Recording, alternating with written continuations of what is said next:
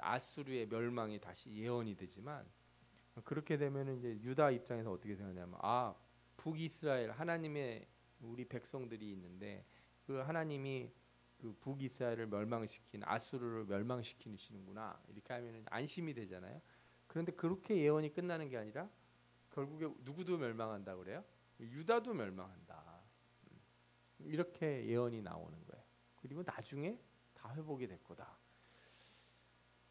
그러니까 나중에 이제 이 미가나 이사야가 이런 얘기들을 막 했을 때 실제로는 한 100년이 지난 뒤에 예언이 이루어져요. 진짜 나라의 큰 문제는 100년 뒤에나 일어나거든요. 그러니까 이 거의 못 받아들이는 거죠. 여러분 한번 생각을 해보세요. 여러분들이 1900년도에 일제 시대에 사는 사람이라고 생각을 해보세요. 그죠? 우리나라 1919년이 3.1운동이 일어났을 때지 않습니까? 그럼 2019년에 이런 일이 있을 거다. 그러면 그 당시에 여러분들이 무슨 생각을 했겠습니까? 아유, 100년 뒤에 말도 안 되는 얘기 하지 말라고 그랬을 거예요. 그죠? 100년이라고 하는 시간이 긴 역사를 보면 되게 짧은 시간 같지만 그 안에 살고 있는 사람한테는 엄청 긴 시간이거든요. 그러니까 이 예언의 말씀이라고 하는 게 사실 거의 피부에 안 와 닿았을 수 있어요. 게다가 왕이 막 개혁 운동을 하고, 그죠? 예, 막 산당도 없애고 막 이러는데 멸망의 예언이 나온다?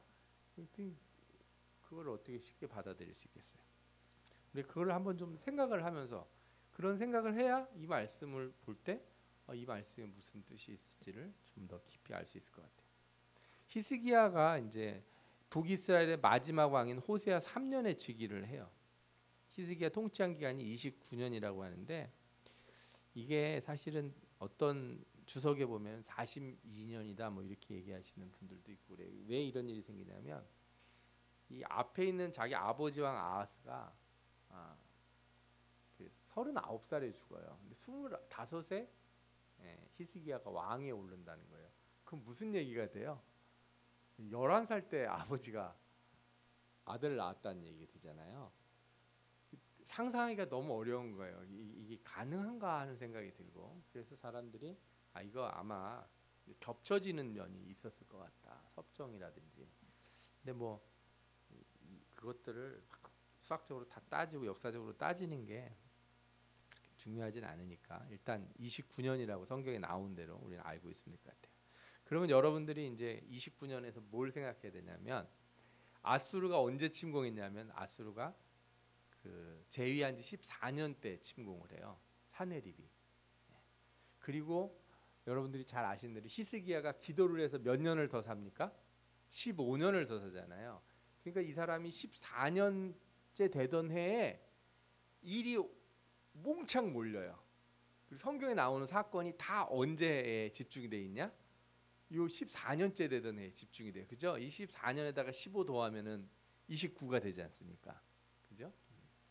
이게 중요한 포인트가 여기 있어요.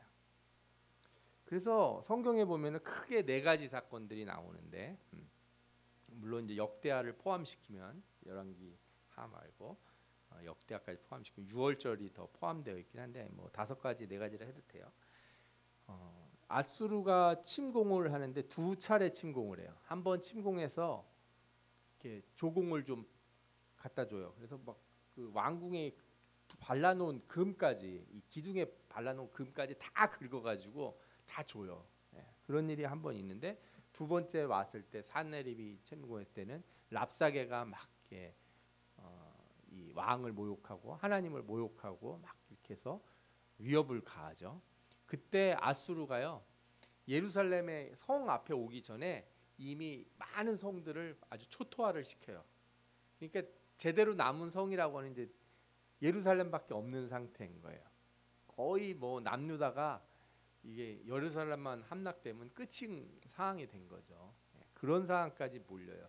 그때 기도해서 아수르를 물리칩니다. 그 다음에 무슨 일이 생기냐? 히스기야가 병이 납니다. 그런데 하나님께 또 기도했더니 어떻게 돼요? 생명을 이렇게 연장을 하게 되는 일이 나죠. 그 다음에는 또 무슨 일이 생기냐? 바벨론에서 사절단이 왔는데 그 자기 왕궁에 있는 보물 이런 걸 다 보여주죠. 그래서 이런 실수를 하는 일이 이렇게 딱 나와요.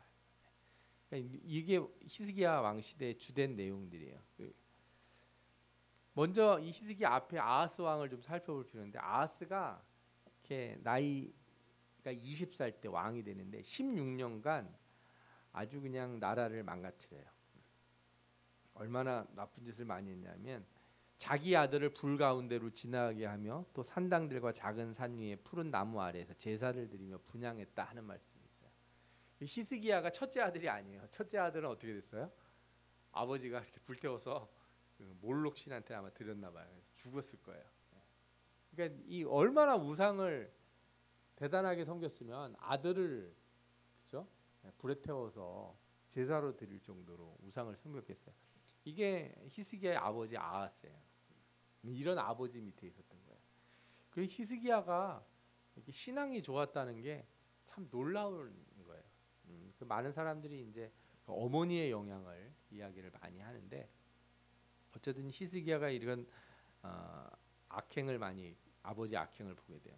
특히 이 아하스가 무슨 일을 하냐면, 이제 아수르가 침입을 할 힘이 세질 때 북이스라엘이 다메섹하고 손을 잡고, 아람이죠, 아람하고 손을 잡고 이 아수르한테 대항을 하려고 그래요. 요때가 이 아수르가 약간 이렇게 혼돈스러운 지점이 약간 있었는데, 그때를 틈을 타서 그냥 남유다한테도 같이 싸우자 그랬다가 이 아하스는 거절을 하고 누구 편을 드냐? 아수르한테 조공을 바치고 아수르에 붙어요.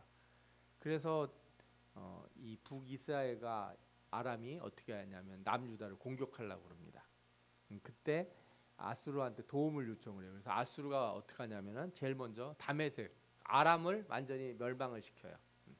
그리고 그 승전 행사를 할 때 아하스가 가요. 가서 봤는데 그 제단에 너무 멋있는 거예요. 제사 드리는 우상의 제단이. 그래서 그거를 다 그려와 가지고 제사장 우리아한테 보내요. 그래서 우리아가 그 모양대로 제사 성전에 있는 제단을 만들어요. 이런 정도의 일들을 한 사람이 바로 아하스라고 볼 수 있어요. 그런데 이 히스기야는 이 아버지가 이제 죽은 뒤에 왕이 돼서 어떻게 해요? 산당을 다 제거했어요. 그 전에 왕들 중에, 그죠? 우시아도 좋은 일을 했지만 그 선한 왕들이 못한 일이 뭐가 있어요? 산당을 제거하지 않았다. 이런 말씀이 성경에 많이 나오잖아요. 근데 히스기야는 어떻게 해요? 산당을 제거하고 그런 우상들을 다 깨부수고요. 특별히 그 모세가 그 광야 때 놋뱀을 만들어 놓은 거 있지 않습니까? 이게 우상처럼 쓰여지고 있었는데 그것도 없애버려요. 그리고 하나님을 의지하였는데 성경에서 뭐라고 평가해요? 그 전후로 유다 여러 왕 중에 그러한 자가 없었다. 이렇게 할 정도로 아주 높은 평가를 해요. 그리고 모세에게 명령한 계명을 잘 지켰다. 이렇게 돼 있는데, 그런데 이제 뒤에 가 보면 이게 어떤 전반적인 평이지 이게 완전히 100%는 또 아니라는 걸 또 알 수가 있죠. 우리가 히스기야 신앙개혁 운동에 대해서 보면은 히스기야가 사람들을 이제 북이스라엘과, 근데 북이스라엘이 막 망하고 있으니까요. 거기에 사람들 보내서 다 모으게 해서 유월절을 지키게 합니다. 그래서 원래 첫째 달 14일 날 드리는 게 유월절이잖아요. 아시죠? 1월 14일 날. 정확히 말하면 우리의 1월하고는 달라요. 그 유대인의 1월은. 그래서 그 니산월이라고 하지 않습니까? 아비벌이라고도 하고 니산월이라고 하는 그 달 14일에 드리는데, 14일에 드려야 되는데 못 드리는 사람은 언제 드리게 돼요? 그 둘째 달 14일에 드리게 돼 있어요. 그래서 근데 이때 첫 번째 달에 못 지켜서 두 번째 달에 유월절을 지키려고 이렇게 해서 행사를 해요. 그래서 하여튼 히스기야 때 유월절도 오래간만에 지키게 되고 다른 여러 가지 개혁 운동들을 이렇게 많이 한 거죠. 그러면 이제 신앙에 어떤 변화가 생기니까 나라도 바뀌었는가? 근데 이게 약간 좀 이상해요. 아버지 아하스 시대 아수르에 조공을 바쳤는데 이 아수르가 다메섹을 멸망시키는 북이스라엘을 속국으로 만들었잖아요. 그리고 그 후엔 또 아수르가 다시 북이스라엘을 멸망을 시켜요. 그 아수르의 왕이 바뀌고 바벨론은 성장하는 그 아수르의 정치적 불안정한 시기에 히스기야가 어떻게 하냐면 왕이 돼가지고 아수르에 대항하기 시작해요. 그때 어떻게 아수르에 대항을 하냐? 애굽과 같이 반아수르 정책을 펴요. 애굽과 조약을 맺고 조공을 끊어버립니다. 그리고 이 아수르의 보복에 대비해서 예루살렘 성과 요새들을 강화하고 물자도 비축하고 또 중간에 저수지도 건설하고 그다음에 예루살렘의 실로암 지하에 수로를 파서 그 샘물을 기존의 샘물을 대체하는 물길을 만들어. 이게 정말 중요하거든요. 물이 없으면 어떻게 되겠어요? 제가 그 노예 갔을 때 어떤 같은 동기 목사님을 뵀는데 섬에서 사역을 하세요. 수도 어떻게 되냐 그랬더니 이렇게 바닷물을 이렇게 어떻게 해가지고 민물처럼 바꾸는 장치가 있어요. 그게 섬에 설치가 돼 있대나 봐요. 그렇게 해서 물을 끌어온다는 거예요. 근데 그게 전기세가 많이 나가지 않습니까? 그러니까 어느 때는 이렇게 큰 물통 같은 걸 집집마다 놓고서 비 오고 그러면 받아놨다가 이렇게 뭐 간단한 일들 할 때, 그죠? 뭐 화장실을 청소한다든지 이런 생활 용수는 빗물도 받아서 쓴다고 그러더라고요. 물이라는 게 사실은 우리가 수도 틀어서 나오니까 아주 편하게 생각하지 상수도 하수도 이게 되게 중요한 문제거든요. 이 물이 없으면 싸움을 못 해요. 그러니까 이 우물을 파고 수로를 만들었다는 건 진짜 장기전을 대비한 준비를 철저히 했다는 거예요. 그런데 이사야 선지자가 히스기야한테 뭐라 그러냐면 너 왜 하나님을 안 믿고 너 왜 애국과 손을 잡냐 이렇게 질책을 해요. 그게 이사야서 30장에 나옵니다. 여호와께서 이르시되 패역한 자식들은 화 있을 지저 그들이 계고를 베푸나 나로 말미암지 아니하며 맹약을 맺으나 나의 영으로 말미암지 아니하고 죄에 죄를 더하도다. 그들이 바로의 세력 안으로 스스로 강하려 하며 애굽의 그늘에 피하려 하여 애굽으로 내려갔으되 나의 입에 묻지 아니하였도다. 하나님한테 묻질 않고 이렇게 했다는 거예요. 여기서부터 이제 이상해지는 거죠.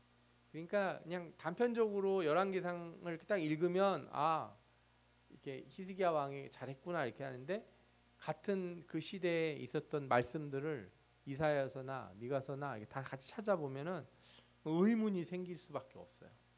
정말 히스기야가 하나님을 잘 섬긴 건가? 아니면 뭔가 다른 일들이 있었던 건가? 그 정치적으로 애국과 결탁을 한 것들을 알 수가 있죠. 그러나 이제 아수르가 침략을 했을 때 어떻게 이제 히스기야 대응을 하냐면 처음에는 많은 조공으로 위기를 모면해. 아까 말씀드렸죠. 그 왕궁에 있는 그 기둥에 발라놓은 금칠까지 다 긁어가지고 그 줬다 그랬잖아요. 싹 털어가요. 아수르가. 그런데도 다시 또 침입을 하죠. 이때 랍사게가 모욕을 하는데 히스기야가 그걸 들고 이제는 어떻게 해요? 성전에 와서 기도를 해요. 첫 판부터 하나님만 의지하고 준비를 한 게 아니고 처음엔 다 어떻게 한 거예요? 자기가 할 수 있는 모든 방법들로 그죠? 아수르가 오기 전에 그 각 성들의 준비도 시키고 모두 하고 했는데 결국에 돼야 안 돼요. 안 됐어요. 안 통했어요. 그리고 나서 이제는 뭐라는 거예요? 하나님 앞에 가서 기도를 한 거예요. 그러니까 이제 하나님만 의지해야 되는 걸 알고 기도를 해서 이사야가 이제 그 응답 하나님의 응답을 알려주죠. 아수르가 퇴각을 하고 아수르가 힘을 이렇게 잃게 돼요. 그 뒤에 무슨 일이 생기냐? 이제 이러면은 진짜 하나님만 섬겨야지.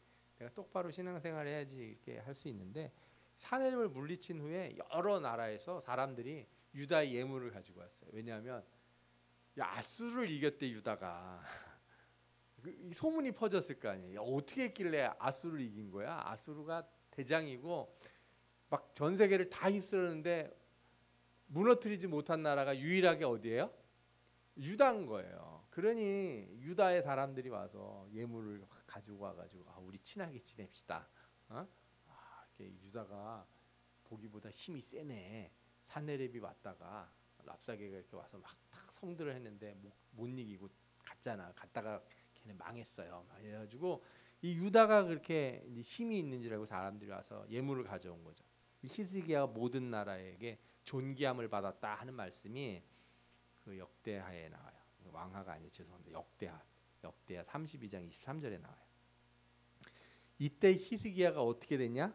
교만하게 되었다. 이런 말씀이 역대하에 나와요. 그러니까 병이 왜 들었겠어요? 그 아수르를 물리친 다음에.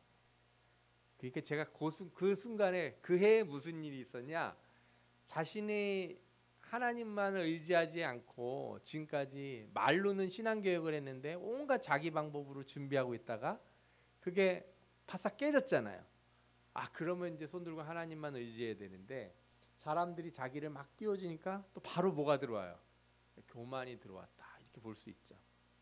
그래서 하나님이 이사야를 통해서 뭐라 그래요? 왕에게 너 오래 못 살 것이다. 죽게 될 것이다. 이렇게 예언을 하죠. 히스기야가 또 기도를 해요. 그 소리를 듣고 기도를 하니까 하나님이 어떻게 해요? 그 기도를 들어주세요. 그리고 어떻게 해요? 15년을 더 살게 해주시는 거예요. 그리고 이제 여러분들이 잘 아는 그 기도의 증표로 어떻게 합니까? 해식의 그림자를 뒤로 10도 이렇게 물러가게 하는 거죠. 뒤로. 아주 우리가 아는 그 놀라운 기도의 응답이지 않습니까? 근데 저는 예전에 이 말씀을 처음에 옛날에 어렸을 때 들을 때는 정말 히스기야가 믿음의 사람이구나. 하나님이 그 기도를 들으셔서 그저 어떻게 해식의 그림자가 뒤로 10도로 갑니까? 해가 거꾸로 10도 갔다는 얘기 아니에요. 아니 이런 은혜를 베푸시는가. 참 믿음의 사람으로 눈물의 기도는 하나님이 들으시는구나. 이렇게 생각을 했는데 잘 보니까 뭐가 이상한 거죠. 히스기야가 병에 걸릴 이유가 애시당초 원래 없었던 사람인데 병에 걸릴 만한 이유가 있었던 거예요. 어떻게? 그냥 원래 믿음이 좋았으면 안 걸렸겠지만 이게 중간에 이런 상태로 신앙이 바뀌니까 하나님이 치신 거죠. 그렇게 해서 15년을 더 살게 되는데 어떤 일이 그 다음에 있게 돼요? 바벨론의 왕의 사절단이 오죠. 그래서 히스기야가 아프다는 얘기 듣고서 뭐 하여튼 가지고 왔나 봐요. 그런데 자기 이제 낫다고 또 자랑을 엄청 했겠죠. 그리고 왕궁 보물도 다 보여주고. 그래서 이사야가 다시 와서 어떻게 해요? 교만을 지적하죠. 히스기야가 그런데 이 교만을 지적하고 너 이렇게 그런 거 하나님이 좋아하지 않았다 이렇게 얘기하면 엎드려서 회개했어야 되는데 뭐라 그래요? 그거 내 때 일어나는 일이 아니니까 상관없다 이런 식으로 말을 해요. 그래서 뭐라고 말해요 히스기야가? 히스기야가 이사야에게 이르되 당신이 전한 바 오늘 여호와의 말씀이 선하니이다 하고 또 이르되 만일 내가 사는 날에 태평과 진실이 있을 때 어찌 선하지 아니하리요. 이게 무슨 얘기예요? 네 다음 때로 다 이렇게 네 아들 중에서 바벨론 왕궁의 환관이 될 사람이 나올 것이다. 그 나라가 망할 거다 이렇게 얘기를 했는데 하나님이 선하시다는 거예요. 왜? 내 때 또 일어나지도 않을 건데 뭐 어떡하란 말이냐 이런 뜻인 거예요 이게. 그래서 역대하 32장 31절 보면 이 사건이 뭐라고 하냐면 하나님이 히스기야의 마음을 시험하셨다 이렇게 표현이 돼 있어요.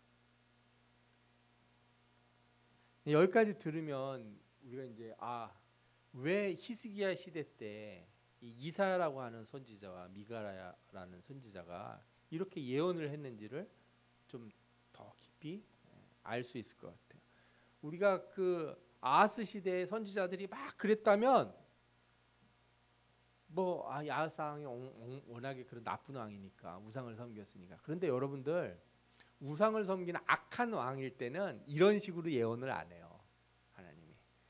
우리가 북이스라엘의 상황을 보잖아요. 악한 왕일 때는 어떻게 하나님이 하세요? 기적과 능력으로 보여주세요. 네.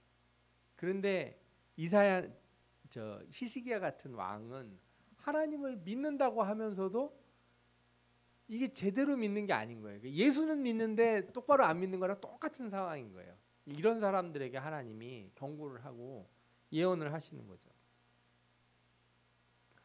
잘 생각해 보십시오. 이렇게 아하스 시대에 아수르에 의해서 북이스라엘이 멸망을 했어요. 유다가 큰 충격을 받았겠죠. 나라는 분열됐었지만 하나님 백성이 있는 나라가 망했다는 게 유다에게는 스스로를 돌아볼 수 있는 기회가 됐을 거 아니에요. 그러니까 히스기야의 신앙개혁 운동에 저는 영향을 준 게 뭐냐면 시대적 상황이었다고 생각해요. 북이스라엘 망했거든요. 봤어요. 똑바로 예수 안 믿다가는 어떻게 되겠어요? 하나님 안 믿다가는 나라 망하겠네. 저는 분명히 히스기야가 아버지의 그 신앙 상태를 본받지 않고 어머니로부터 배운 것, 그다음에 하나님을 바로 섬겨야겠다고 결심한 이유가 있다고 생각해요. 그게 분명히 북이스라엘 멸망과 연관이 되는 거죠. 그리고 이런 상황에서 이사야, 미가 같은 선지자들이 외쳤을 때 그게 신앙개혁의 촉발점이 돼서 그 14년 동안 아수르가 침입하기 전 그 14년 동안 사실 히스기야는 신앙개혁 운동을 했어요. 그런데 문제는 뭐냐면 신앙개혁과 별개로 뭘 또 해요? 정치적이고 군사적인 대비는 또 따로 해요.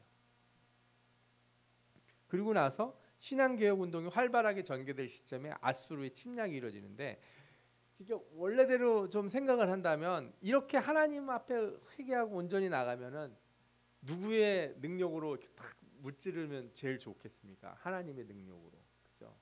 막 이러면 제일 좋잖아요. 그런데 어떻게 나라가 다 깨져가지고 자기가 준비한 모든 방법이 다 깨질 때까지는 하나님 앞에 엎드리진 않아요. 결국에 하나님이 아수르부터 유다를 구하시지만 히스기야는 어떤 신앙 태도를 가졌다 볼 수 있냐면 이원화된 신앙 태도를 가진 거죠. 신앙, 내가 하나님을 섬기는 건 섬기는 건데 또 어떻게 해요? 일은 내 머리를 쓰는 거죠. 애굽하고 동맹도 하고 다른 것도 준비도 하고. 저는 이게 하나님이 주신 지혜로 하지 않았다는 걸 확신하는 게, 이사야가 만약에 이게 하나님의 뜻이었으면 이사야가 그렇게 말하지 않았을 거예요. 너희가 나에게 묻지 않고 네가 애굽과 동맹을 하고 이렇게 잘못했다고 지적하지 않았을 거라는 거예요. 히스기야는 되게 특별한 왕이에요. 외적으로는 아수르와 전투에서 기도해서 승리하고 내적으로는 자기의 병에서 기도해서 하나님의 은혜를 얻었어요. 그런데 이 두 가지 경우가 다 이 사람의 신앙을, 이 사람의 삶을 못 바꿔요. 그리고 결국에 어떻게 돼요? 히스기야 다음에 왕이 나오는데 므낫세라고 하는 유다 역사상 제일 악한 왕이 나와요. 나는 예수를 잘 믿었고 나는 하나님 잘 섬긴다고 이렇게 했는지 모르는데 내 다음 때 어떻게 돼요? 나라를 완전히 망가먹는, 이 므낫세의 악이 얼마나 그냐면 성경에도 뭐라 그러냐, 이 므낫세의 악이 너무 커서 므낫세 그 다음 왕이 아무리 회복을 하려고 해도 안 된다는 거예요. 너무 일을 많이 벌려놓고 악을 저질러 놔서. 여러분들, 우리가 이제 성경을 보면서 알잖아요. 하나님이 경고를 하실 때 돌이킬 수 있는 시점이 있고 못 돌이키는 시점이 있다는 거예요. 그러니까 매를 맞기 전에 회개하면 매를 안 맞고 딱 끝나는 시점이 있고, 이 다음에는 회개를 해도 뭐는 맞아야 돼요? 매는 맞아야 돼. 벌은 받고 정리를 해야 되는 시점이 있다. 이스라엘이 그 마지막 기회 시점이 언제였냐? 히스기야 때예요. 히스기야 때. 그래서 예언자들이 이렇게 와서 수많은 얘기들을 전하는 거예요. 이 히스기야의 신앙개혁 운동이 이렇게 히스기야 개인적인 면에서도 문제를 일으켰지만 나라 전체적으로도 똑같은 현상을 일으켜요. 개혁 운동이 일어났는데도 오늘 우리가 읽었던 미가서를 보면 미가는 지도층의 타락을 계속해서 지적을 합니다. 3장 1절에 뭐라고 그래요? 야곱의 우두머리들과 이스라엘 족속의 통치자들아 들으라. 3장 9절에도 똑같은 말씀을 해요. 야곱 족속의 우두머리들과 이스라엘 족속의 통치자들, 곧 정의를 미워하고 정직한 것을 굽게 하는 자들아, 이렇게 얘기를 하는 거죠. 이게 뭘 알 수 있겠습니까? 그러니까 산당은 없어지고 하나님 앞에 뭐 유월절도 지키고 제사도 제대로 드리는 것 같고, 그런데 뭐는 안 바뀌었어요? 사회의 풍토가 안 바뀌는 거예요. 악을 행하는 풍토가. 그 이사야서에서도 계속 지적한 바가 그거거든요. 너희들이 나한테 예물을 들고 오고 제사를 드리러 오는데, 이사야서 첫 장에서 하는 말이 뭐예요? 나 그거 싫다. 아주 진저리가 난다. 너희들이 드리는 번제와 제사가 진저리가 난다는 거예요. 그 얘기는 무슨 얘기예요? 번제와 제사를 하나님 앞에 드리기는 드린다는 거잖아요. 우상한테 안 드리고 하나님 앞에 드리는 시대. 그러니까 어느 시대예요? 그 시대가 히스기야 때겠죠. 아마 제대로 된 때라면. 그런데 하나님이 나 그 못 받겠다는 거예요. 왜? 너희 삶이 엉망이어서. 너희가 가난한 자들을 학대하고 빼앗고 돌려주지 않고 악을 행하면서 왜 나한테 와서 자꾸 제사를 드리냐 이거예요. 견디지 못하겠다 하나님이 이렇게 말씀하시는 거죠. 분명히 산당을 무너뜨리고 유월절을 다시 지키지만 오랫동안 유다에 뿌리내린 죄가 히스기야 시대에 그 신앙개혁으로는 변화되지 않는 거예요. 특히 사회지도층 타락은 신앙개혁 운동이 사회적인 변화로 일어나는 걸 방해해요. 여러분들 이거 정말 이거 사회적인 걸 아니고 개인적인 것으로 한번 보세요. 내가 예배 드리는 게 내 삶을 바꾸는데 영향을 주는가? 응? 학생들 어떻게 생각해요? 교회 나와서 예배 드리는 게 내 인생의 가치관에 내 신앙, 내 삶의 결정에 영향을 주냐 이거예요. 교회는 교회고 내가 사는 건 사는 거고 이래버리면은 똑같은 거예요. 성경에 나오는 대로. 의외로 이런 신자가 많아요. 의외로 많습니다. 의외로. 그리고 이거를 연결하기 어려워해요. 왜? 오늘 이렇게 말씀을 들었는데 뭐 도대체 어떻게 해야지 내가 되는 건가? 네. 우리가 내일 그 6월 1일이니까 얼상 예배 드리면서 기도하잖아요. 기도 제목 내고 기도하기로 했어요. 기도해요. 그러면은 기도하면 내가 그 기도한 대로 뭔가를 할 게 있나요? 아, 내가 오늘 이렇게 기도하니까 이런 걸 이렇게 해봐야겠다. 이런 게 있나 이거죠. 그래서 개혁 운동이 일어났지만 유다가 멸망을 결국 한 것. 히스기야나 그 뒤에 다시 또 왕에서도 그런 개혁을 다시 했는데도 불구하고 멸망하게 되는 데는 이런 부분이 있는 거예요. 그래서 이게 진짜 어려운 부분이기도 하고 많은 사람들이 삶의 어려움을 겪을 때 마음을 다잡고 아 내가 교회에 요즘 좀 등한시한 것 같으니까 예배 좀 열심히 나오고 새벽기도 안 나왔던 사람 새벽기도도 나오려고 새벽기도 나오면 뭐 바뀌어야 되잖아요. 새벽기도를 나왔다는 게 바뀐 거지 이분한테는. 그죠? 수요예배를 나오고 금요철 예배를 나왔다는 게 이 사람이 자기가 바뀌었다고 생각하는 건데 성경은 그게 아니라 수요예배를 나오고 뭐 새벽기도를 나오고 주일 예배를 나왔으니 삶을 바꿔라 이렇게 성경에서 요구하는 거거든요. 그래서 이 시대에 미가가 예루살렘의 멸망을 분명히 지적을 해요. 뭐라고 얘기합니까? 미가 3장 9절에 예루살렘은 무더기가 되고 성전에 사는 수풀의 높은 곳이 되리라. 멸망을 예언해요.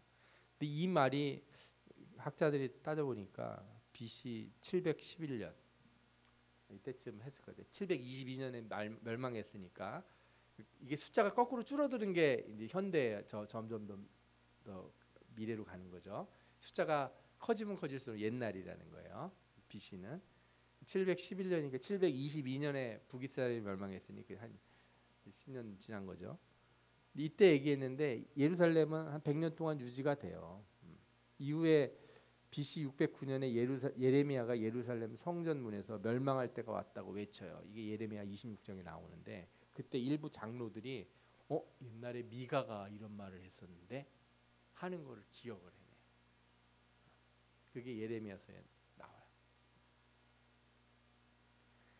그러니 생각해 보시죠. 얘기 들은 거예요 이미. 난 얘기 들었단 말이에요. 근데 아무도 모르고 있으면 그 무슨 소용이 있겠어요. 나는 경고를 들었는데도. 그래서 신앙개혁을 한다는 착각을 하게 되면 삶의 개혁을 그러니까 신앙개혁을 한다는 착각 속에서 삶의 개혁을 못하는 사람들 이런 사람은 하나님의 음성을 못 듣는 거죠. 내가 예배 더 나오고 뭐 뭐 헌금 더 하고 봉사조금 더 하니까 나는 신앙에 변화가 생겼다 이렇게 생각을 하는 거예요. 착각을 하고 있으니까 하나님이 정말 뭘 원하는지를 놓치는 거예요. 이사야서 1장에 나온 것처럼 내가 제사를 드리고 예물을 드리고 있기 때문에 하나님이 내게 바라시는 게 정말 뭔지를 못 보는 거예요. 왜? 나는 하나님이 바라는 걸 하고 있다고 생각을 하니까. 아니 남들 안 나오는데 내가 수요일 날 나왔는데 뭘 얼마나 내가 더 잘해야 돼요. 이렇게 얘기하게 되는 거예요. 응? 남들은 11조도 안 하는데 나는 하는데 내가 얼마나 더 잘합니까? 그러니까 내가 이미 그런 걸 하고 있다고 착각하는 순간, 내가 하나님 말씀대로 살고 있다는 착각을 하는 순간 내 삶의 개혁이 안 되는 거죠. 이 청이불문이라는 말이 그거예요. 이게 들어도 모른다는 거예요. 이사야서 6장 9절에 하나님이 하신 말씀이 그거예요. 이 백성의 얘기를 너희가 듣기는 들어도 깨닫지 못할 것이요 보기는 보아도 알지 못하리라.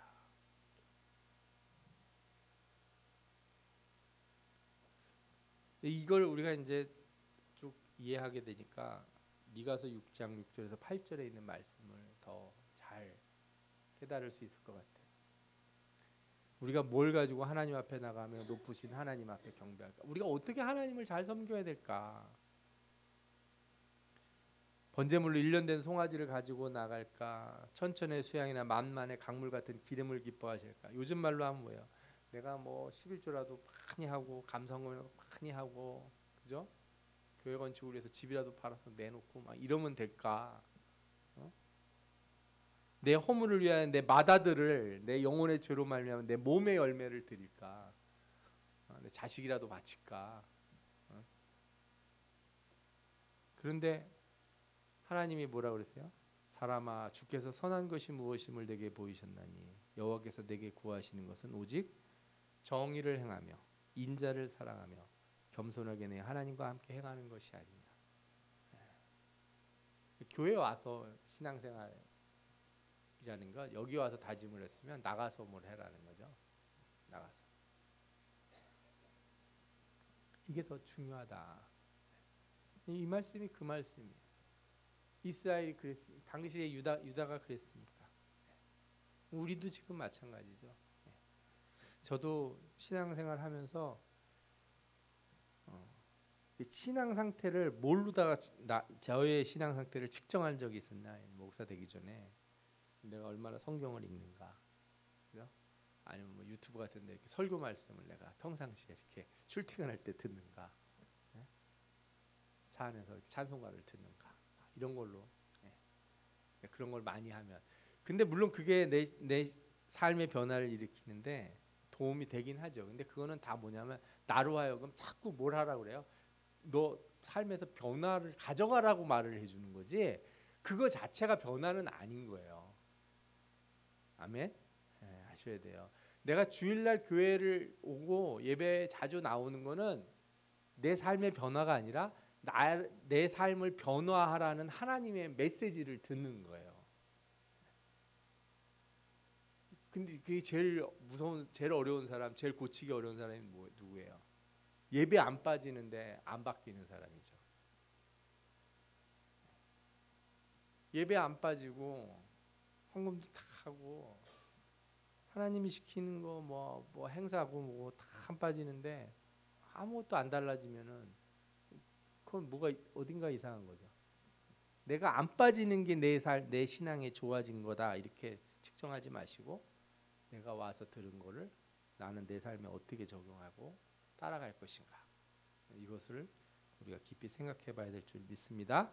그래서 오늘 말씀을 잘 생각하고 유다가 개혁운동에도 불구하고 큰 변화를 갖지 못했던 것